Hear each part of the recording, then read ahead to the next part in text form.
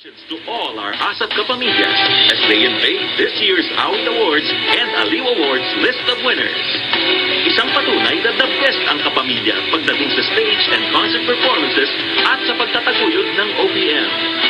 25th Aliw Awards winners: KZ Tandingan, Best New Artist; Iza Calzado, Best MC; Aiza Seguera, Best Actress in a Featured Role, Rock of Ages; Jed Madela, Best Major Concert Male, Beyond Expectations; Sarah Geronimo, Best Major Concert Female, 24SG.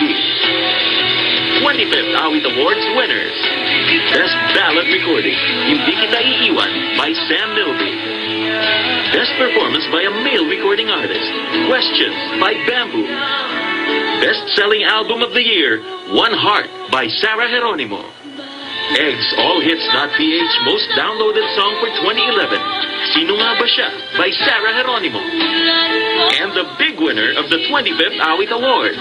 Congratulations to Zia Quizon for bagging 3 major awards with her song Ako Na Lang.